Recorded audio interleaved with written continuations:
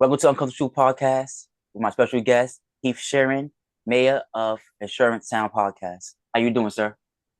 I'm good, sir. How about yourself? Can't complain. Life is beautiful. That's good, man. That's real good. So tell the audience a little about yourself. Yeah, my name is Heath Shearon. I am the mayor of Insurance Town. I've been in the insurance business for 22 years, and I love the insurance business. I love what we do. I love that everything that we do is so important in our space, in my opinion. I owned my own insurance agency a couple of different times and sold them. During the pandemic, I sold my last agency that I was a part of and got out of that and started doing podcasting. And when I started doing that, it was just like something came alive in me. And I love doing the podcasting. I started getting sponsors pretty quickly and started doing consulting because of it, and just, kind of spun off into its own animal and became kind of my full-time gig for a little bit.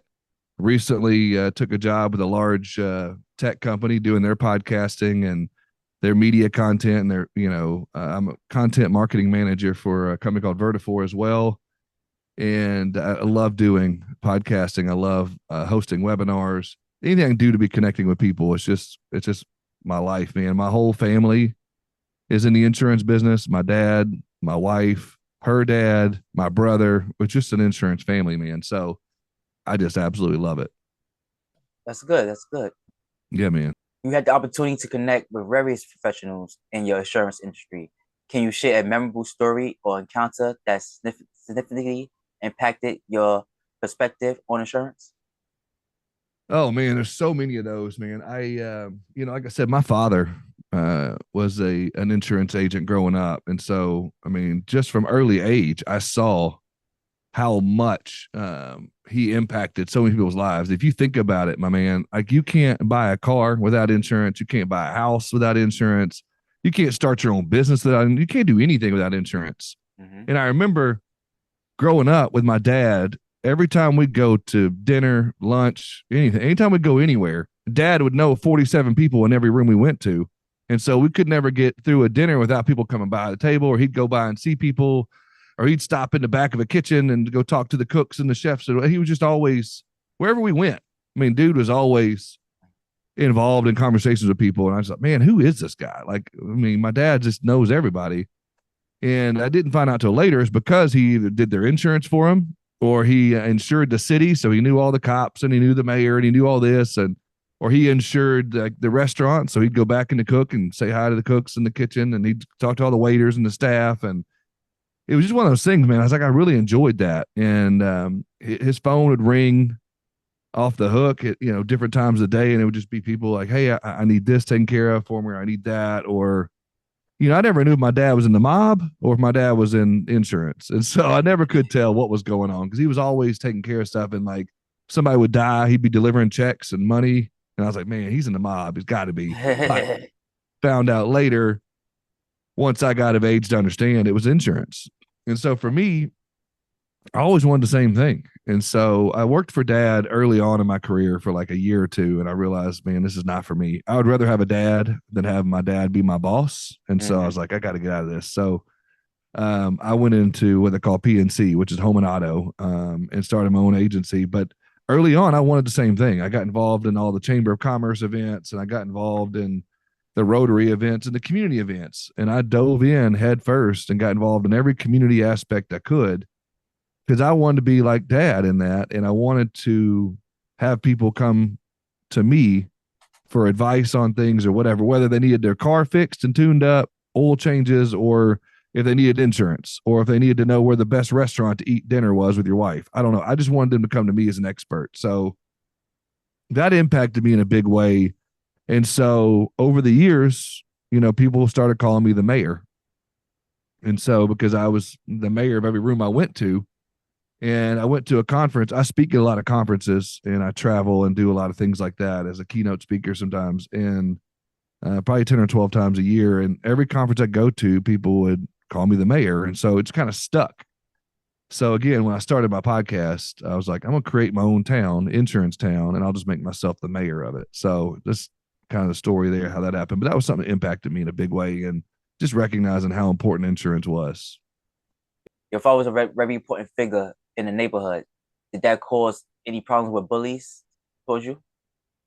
No, not necessarily. And a lot of that was because he insured so many people's moms and dads, or he insured the cops in the town, or he insured all kinds of people. So no, it didn't really necessarily.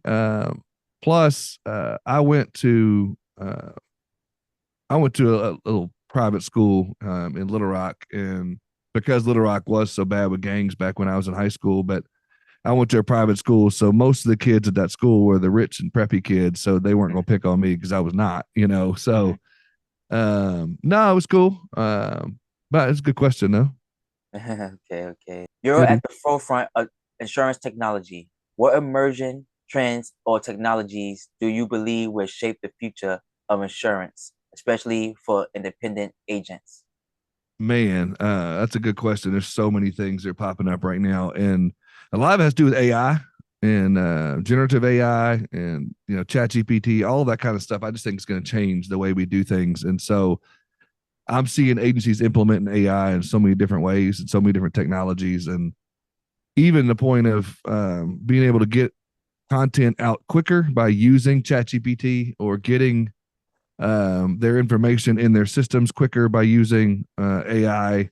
They use robotic process automations. I'm seeing agencies that are using self-service portals within their agency powered by AI, so that if you needed to make a change to your insurance policy, you could just log on, right, do it right then and there, and AI could help you do some of that.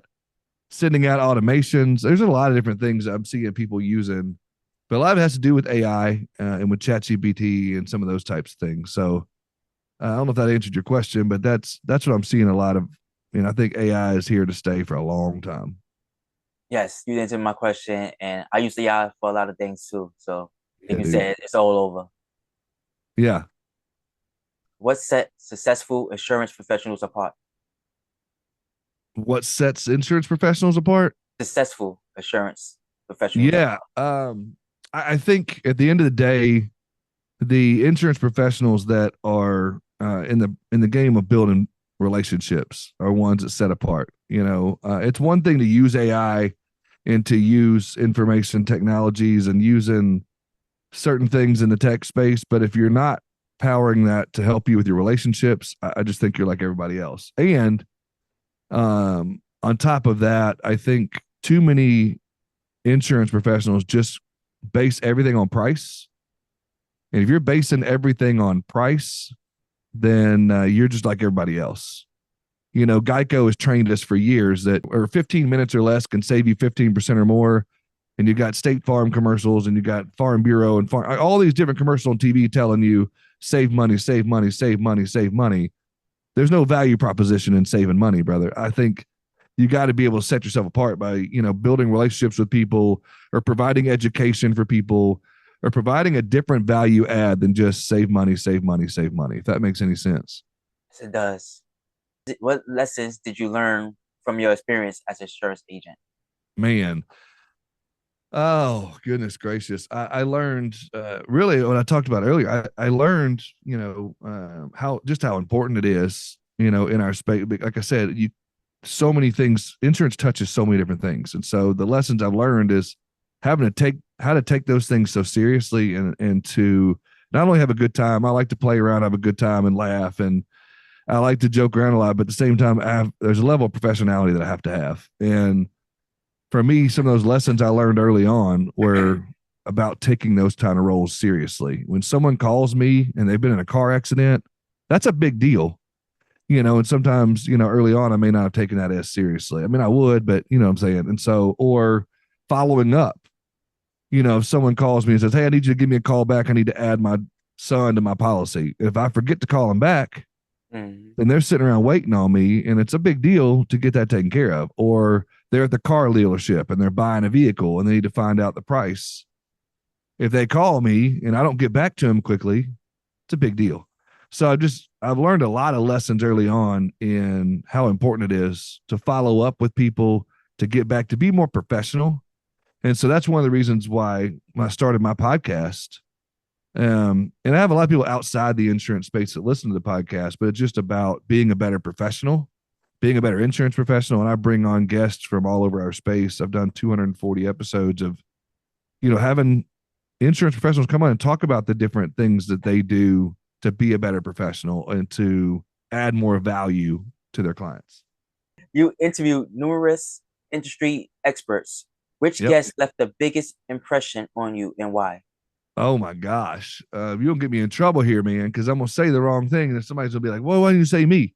I don't know that I could single out any one person. However, man, I've interviewed so many of my heroes and so many of my people I look up to on the show. So, I don't know, man. That's a tough question. Because if any of my prior guests listen, they're gonna get mad at me if I say the wrong thing. It was cool for me. I've interviewed my brother on my show twice, and I've interviewed my father. So to have that come full circle and be able to talk to my family members on the show and be able to hear their perspective on things, and to have them tell their story, that was impactful for me.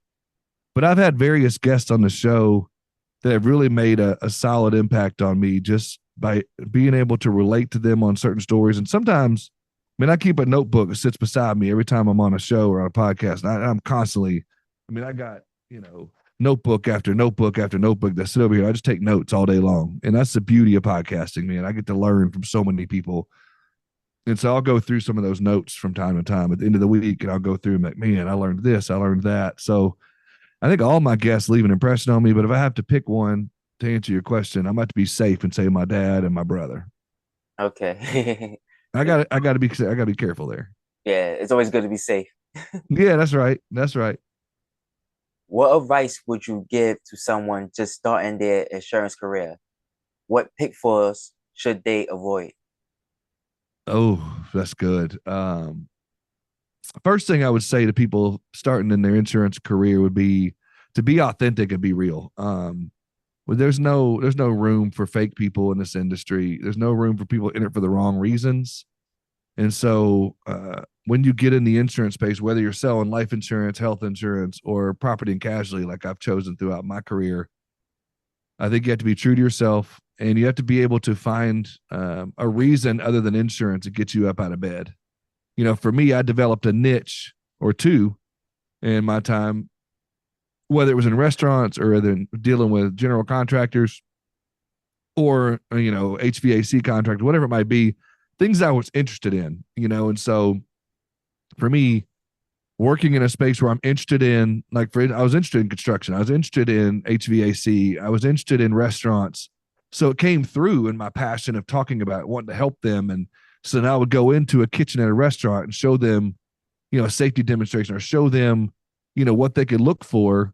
That helped me show passion, but also helped them say, man, this guy knows what he's talking about. He can come in here and show us how we can, avoid claims by putting a slip resistant mat on the floor in the kitchen so we don't slip and fall, or by carrying trays a certain way, or I can help them by talking about how their employees should be with an employee manual or whatever it might be. I just really got involved in specific niches, and that was a big deal for me. And pitfalls, I would say, would be focusing again on price, or another pitfall would be trying to compare yourself. Someone told me a long time ago that comparison's the thief of joy. And if you start comparing yourself to the other agents down the road, you start comparing yourself to other people in the industry, you start comparing yourself to things you see on TV or whatever, things that aren't real, then you're putting yourself in a bad position, and you're going down this rabbit trail of comparison. And all you got to do is just stay focused on you. What are your numbers? What do you need to hit? What do you need to do? What clients do you want to serve? How are you giving back to your community? Focus on what you're doing, and everything else will fall into place. Mm-hmm. Yes, I learned that the hard way. I just try to keep up with the trends and try to copy other people, what they're doing try to imitate to get the same results that they got. It never worked. So now I just do me. I don't worry about nobody else's opinions and nothing like that. No, that's good. That's good advice, man. Yeah. So I got a question. So you see a lot on like true crime or on TV where somebody will open an insurance policy on somebody, and when mysterious accidents happen, they get that money or they try to fight for that money. Did that ever happen to you? No, man. It's a good question, but no, it hasn't. Yeah, I think a lot of that is, I'm sure it happens a lot more often in real life, but I think a lot of that's more drama for the TV. But you hear some crazy things that try to happen, or I've had people try to open a policy on somebody without having insurability or interest in them. And so I've seen some things, but never true crime worthy. Okay, gotcha. That's a good question, though. Your podcast cover debates and conversations. Can you share a recent topic that sparked heated discussion amongst your listeners? Ooh. Oh man, that's a good one. I have to think through some of that. But yeah, we've had some conversations throughout the years on different technology that people put in. And throughout the last 5 years of my podcast, almost, we've talked about technology a lot because I love the technology side of it. And people a lot of times tend to think that if you bring in certain technology, it's going to replace your humans in the agency. And people will be like, you're just trying to replace me with technology. It's not the case. The way we look at using technology in insurance is to enhance your staff, not replace your staff. Or I've done several episodes on virtual assistants. We don't bring in virtual assistants from the Philippines or from Mexico or from wherever to replace staff. They're more to enhance your staff. So if you've got a virtual assistant coming in and take care of the mundane tasks or the day-to-day tasks that your staff don't want to be doing, then they could be focused on better things like building relationships, really spending time in the community, or doing things that they should be doing, but they don't have time to do because they're too busy quoting policies, or they're too busy adding vehicles, or they're too busy putting together certificates for workers' comp. So if you can add in technology or virtual assistants or robot processing automation, you can add different things. It's not to replace, it's to help enhance your team. And so there's a big debate in that sometimes. And there's some people, I call it the mailbag, but I get a lot of mail and emails every week from my listeners that, will talk about certain topics. And that's one that usually comes up quite a bit. It's a good question. Okay, thank you for that. Yeah, dude. As a consultant, you likely encounter agencies with different business models. What common challenges did they face, and how did you overcome them? Ooh. Oh, one of the biggest things is, and a lot of people don't realize, whether you're an entrepreneur in the insurance space or an entrepreneur in podcasting or in any kind of business that you own, consulting, trucking, it don't matter what it is. If you've got staff, that's usually your number one, source of, spending. You're normally going to have the highest budget spent on your people, on your staff, on the help, so to speak. And so that tends to be a topic that's discussed. That tends to be, something that we focus on a lot in the show and on the consulting, because people want to understand, how do I get the best output from my staff? And so I spend a lot of time in consulting talking to sales teams. How can I get the best out of the sales team? And so if you've got, if you had somebody that was selling ads for your podcast, you might come to me and be like, hey, so-and-so, my salesperson is not getting any results. What can I do? And, we have to sit down and break that down. What's his activities? What's he out there doing? How is he bringing in leads? How is he following up on leads? What's his value add? What's his proposition for that? How is he selling? I sit down and walk through what his process is. You might have a service staff member. Maybe you have a customer service team, or you've got a account management team at your agency or in your business. And, maybe they're falling behind. Maybe they're 16 tasks behind, and it's going to take them all to catch up. And you've got, in the meantime, if they're behind on the service team, that means your clients are behind. That means they're waiting on something. As I mentioned earlier, one of the biggest lessons I learned was trying to stay on top of your task, to stay on top of following up with people. So I consult with a lot of teams with their service staff and like how to manage your time better, how to make sure you use the technology to your benefit. And the last thing I would say on this, and there's a lot of things I consult on, but one of the other things I talk to people a lot about is branding. And I could probably talk to you, learn some things about you from branding. You got a great little logo behind you with the Wide Awoke thing. And I've seen some of your branding out there. A lot of people don't know how to do that. They don't know what to do in the branding and how to be consistent with the branding, even down to the colors and how often you put that out there, where you put it, how often to get involved with certain things with it. And so just talking about branding, being true to your brand and making sure everything you do is on brand. There's a lot of things that I work with people on as far as that goes, and their websites to their apps on their, if they have an agency app, you got to have your brand right on there. And if you use a certain font, you need to make sure you use the same font every time. If you use a certain logo, use that logo every time, and maybe you have 3 different variations of that logo. If you use a certain color, don't just use red. Maybe it's E4, 9, 12, 16 red, the hex colors. You just want to make sure you're specific and consistent throughout on that. You're so right about all that, about the logo, the fonts, the color, everything you said. I do exactly that to keep I my could brand tell. the same. And it's And the people funny notice thing, that stuff. this logo was made by ChatGPT and Ninja. Nice. That's how I made this logo. Yeah. You know. It looks good, brother. It looks good. I Thank you. love Midjourney. What's your take on customer experience in the insurance industry? How can an agent create memorable interactions and build trust and loyalty? I think it goes back to consistency. I think it goes back to, touch points throughout the policy year. So a lot of times, those that listen, you can think about your own experience. If you bought an insurance policy, you probably don't hear from your insurance agent until the end of the year when it's time to renew that policy again. We talk about in that customer experience, that customer journey, setting up, once you write a policy with me, then you might get an email from me automated out that just says, hey, welcome to the Insurance Town Insurance Agency. So glad you're a customer.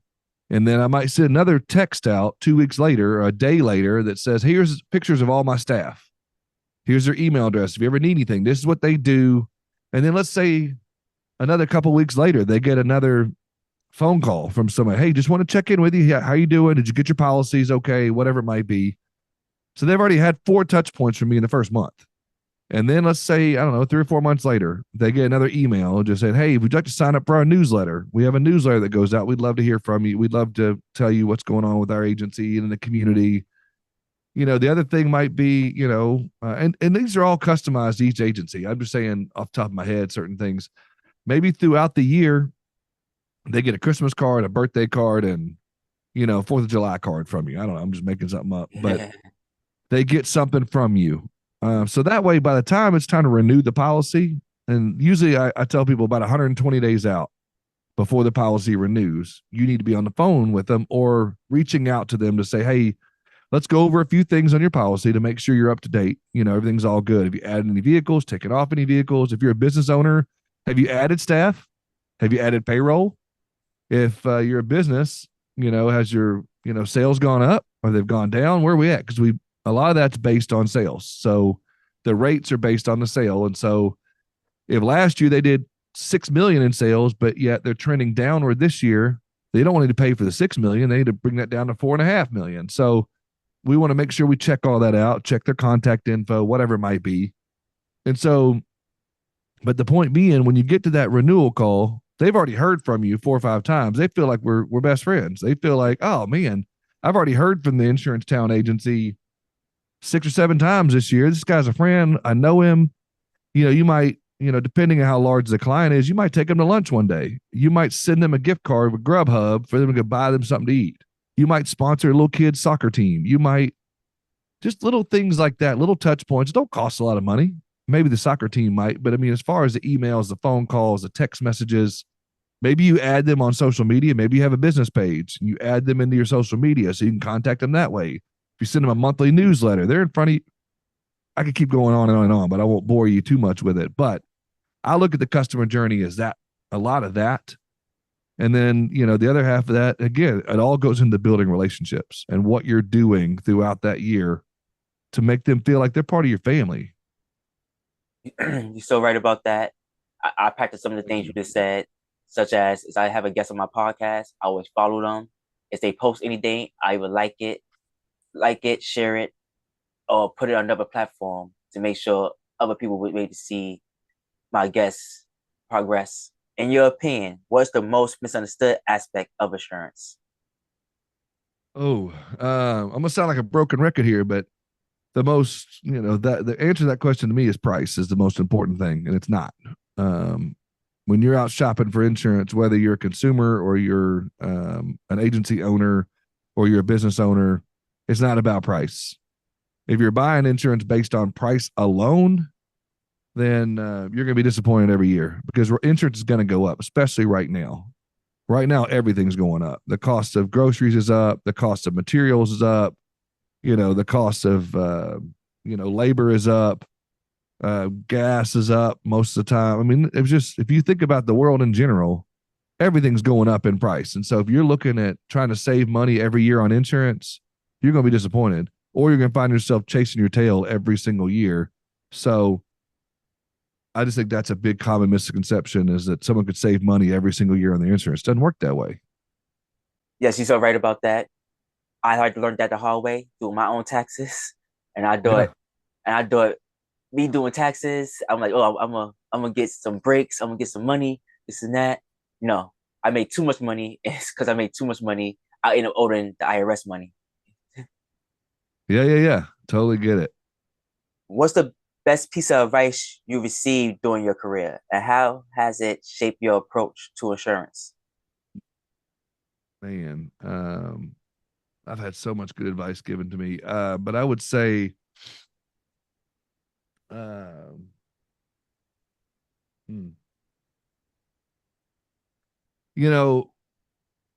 a lot of it has to do, it goes back to authenticity, and it goes back to building relationships and things of that nature. But my dad, always taught me growing up. There was a phrase he always said, as far as when I got in the insurance business, was he said to plan your work and work your plan. Meaning, don't go into your day just willy-nilly. You don't have a plan. So whether you're listening to this podcast right now and you're in the insurance business or not, I would say have a plan every single day, every single week of what you're going to do that day, and then work that plan. Don't just go into it blind of like, oh, I'm just going to fly by the seat of my pants today. It doesn't always work that way. Okay, let's dive into the human side of insurance.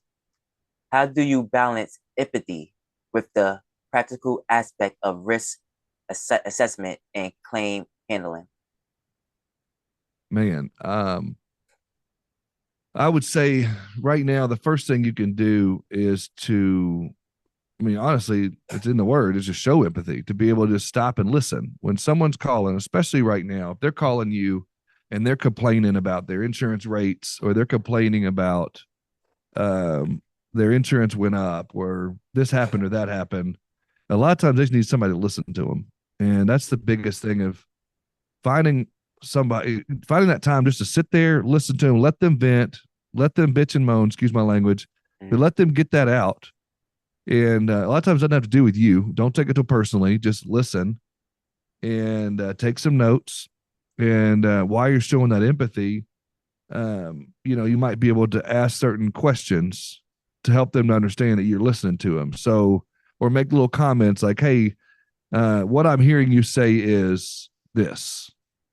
Clarifying questions. What I'm hearing you say is that. Showing empathy goes beyond just listening. It's active listening. It's letting them know that you're here. And then, looking for ways to overcome those objections based on what you just listened to. A lot of times people just listen in order to talk and say the next thing. But a lot of times in sales, not just insurance, but it's in sales in general, it comes down to active listening and responding after you've listened, after you've formulated, the thought process of what they're coming from. They might call you, screaming and yelling at you, but my rates went up. But then once you listen to them talk long enough, it might be them talking about, man, you don't understand, Heath, that my grocery bills have gone through the roof. I just added my son to my policy. I just had this go on. I had that. That's not you. They're not mad at you. You just happen to be the person on the phone with that time. If they're on the phone with the grocery store, they'd be saying the same thing to them. It's not about you. And so it's just a matter of listening. Okay, so what it sounds like to me is that a lot of things around you are going up, and it's out of your control, and you're frustrated right now. Yeah, that's exactly right. And then, you just kind of go from there and break that down. The other thing I would say is to be prepared. So if you think about, especially in the insurance space, and I have to really study this quite a bit, but if someone's been with you for 5 or 6 years and they've got car insurance with you, and they're asking you why the rates keep going up, if you think about it and you educate yourself on it, the cost of building a car right now is a lot more expensive. You've got backup cams, you've got heated seats, you've got sensors everywhere. You don't have just back when I started driving, I'm an old man, dog. So when I started driving, it was tape players. Now they got, Bluetooth, and, sometimes they still may have a CD player. You got all these sensors. Like, I was test driving a car not too long ago. No, I rented one the other day. Sorry. And if somebody came on the left side of my seat would buzz. Right side, the right side would buzz. That kind of stuff costs money. And so if you start explaining that to people, they're like, oh, yeah, you know what? You're right. That's why my insurance went up. Or you pull up their policy and you look at it like, all right, man, let's talk through this a little bit. It looks like you had 2 accidents in the past year. If you've had 2 accidents, you have to understand it's going to make your rates go up a little bit. Oh, man, I forgot about that. Or remember that speeding ticket you got in March? Oh, yeah, I remember that now.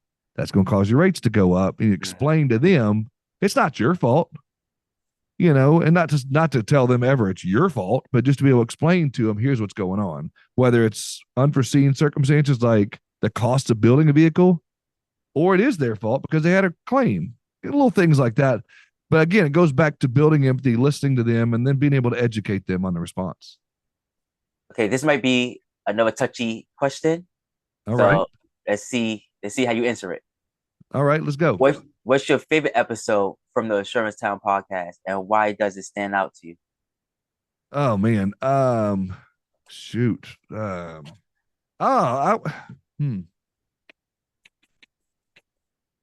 would have to say I don't know, man. I was going to say the very first one, because the very first one was very special. If you go back, even you probably think back to that very first one. We did so many things wrong, but at the same time, it was a monumental moment.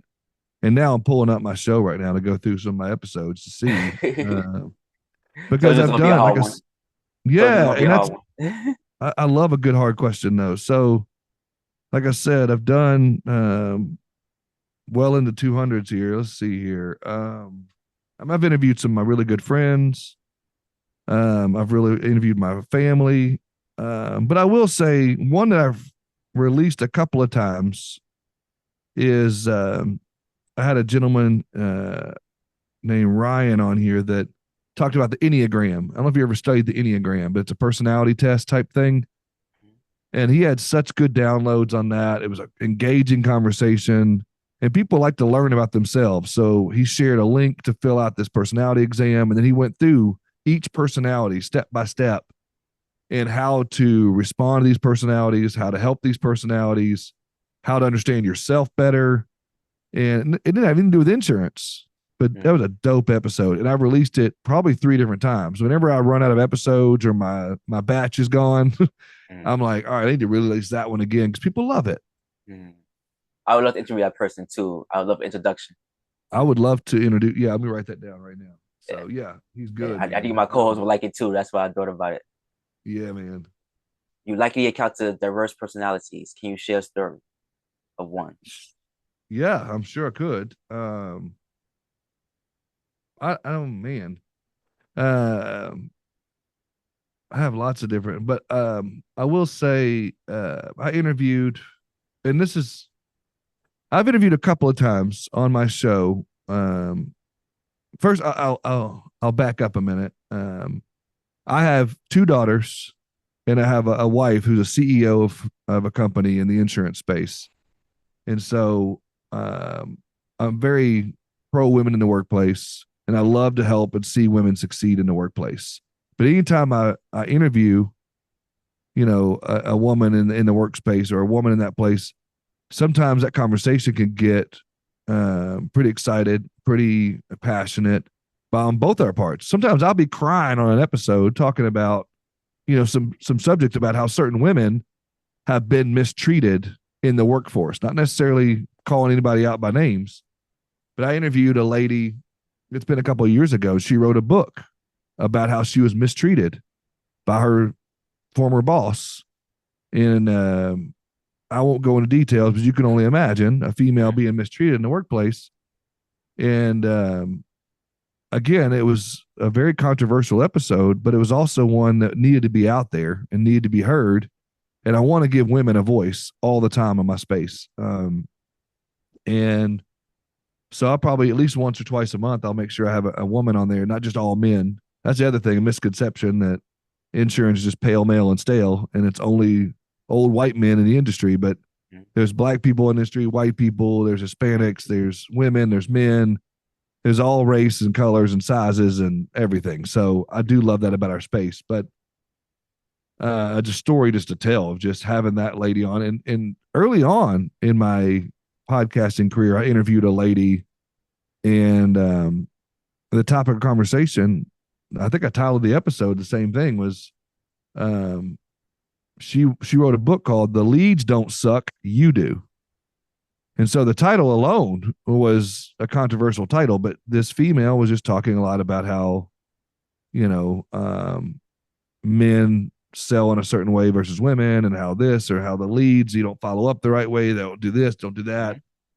She was just very passionate. And then the woman I interviewed that wrote a book about being mistreated in the workplace, that was definitely an empowering episode as well, but it was very passionate. It was very involved. And so it wasn't diversity in the sense of race, but it was diversity in the sense of gender. And it was diversity in the sense of, it led to some very interesting emails in the mailbag. But I was so glad that conversation was out there. And I'm glad it's still out there and people could still listen to it. And I still look back sometimes at numbers once or twice a year, and I'll see that one continue to pick up steam, because it's just an interesting conversation and how to navigate the waters of that from a male or female perspective, of making sure you treat your employees the right way, making sure that sex doesn't come into play in that, as in gender, not sex as in, but you know what I mean? That you make sure you pay attention to racial issues. And I don't know, it's just, those have been some of the interesting conversations. They were great. Those conversations were great conversations. Just to tell a story, I guess that was it. Yes, I totally agree with you. I like to bring women up. I like to promote them because they do got a hard rep in society, and especially in different industries. And I always try to not say nothing negative, and I always try to stay on the positive side. And I got an episode coming out soon, where we was talking about women in religion. So I know that's gonna be very controversial towards people. Yeah. And I also don't like when people use it for their own advantage. Like, for example, New York, they made a new law. They made a law that gave women who was assaulted a year to come forward. And this law was only made to stop Donald Trump. And that's the only reason why they made the law. They don't care. They didn't care about women coming forward. They didn't care about women that was assaulted. They just wanted to bring Donald Trump accusers forward. And because of that, you got all these other people getting put in the spotlight too. Like, you got Diddy right now. You got Drake. Bill Cosby was hit with that same law. Harvey Weinstein was hit with that same law. Yep. And I don't like that. I don't like when people, especially governments, use stuff like that to their advantage. Yep. I hear you. Looking ahead, what mark do you hope to leave on the insurance industry? What positive change do you aspire to make? Well, that's a good question. I hope to, I always want to bring a light to the industry. I'm a Christian first and foremost. I love the Lord, and I wouldn't be here without him. And I want to leave that mark on the industry of someone who cared, someone who gave back to the industry, someone who always left the industry better than he found it. And I want that legacy for myself. I want to always bring value, whether I'm speaking on stages or I'm on somebody else's podcast or even doing my own podcast. I want to bring a value to that, and I want to always give more than I receive in everything that I do. And it means a lot to me. And so I just, again, the legacy I want to leave is that Christ first, people first, Heath last. I totally agree. My mother very religious. Every morning, I say to her, "Praise God, God be the glory, God be to God." She say to me, we always pray. If you visit her, she pray for us before we go out the house. Or sometimes she, like, if she got all her kids in the same house, she pray. She have a group prayer with everybody. That's great. So you got any last words for the audience? Man, first of all, I appreciate you giving me the opportunity to be here. If you happen to be listening to this and you're in the insurance space, or you know anybody in insurance space and they want to check out the podcast, they can. You can go to insurancetownpodcast.com. Or if you're not in the insurance space, and you just want to learn some lessons here and there, there's a lot for y'all too. Or like I said, I do consulting, I do speaking engagements, things like that. You can find me on that same web address. And go to the speaking tab, or I've written some ebooks here and there, and I've done some things here and there for that. And if you're in the technology space, you can go to vertafore.com and check us out there. I have a podcast there that I do called the VIP podcast. But I just appreciate the opportunity to come on. I appreciate you reaching out to me. I can't wait to dive into some of your other content. And listeners, you got a good dude here as a podcast host, so keep listening. Thank you for that. I appreciate you. Yeah, man. And all your information will be in the description. Thank you. I appreciate that. Yes, thank you. Thank you for joining us on Uncomfortable Truth Podcast with my special guest, Heath Shearon. Thank you again, sir. Yeah. Thank you so much. The mayor of the Shearon'S Town podcast. That's right.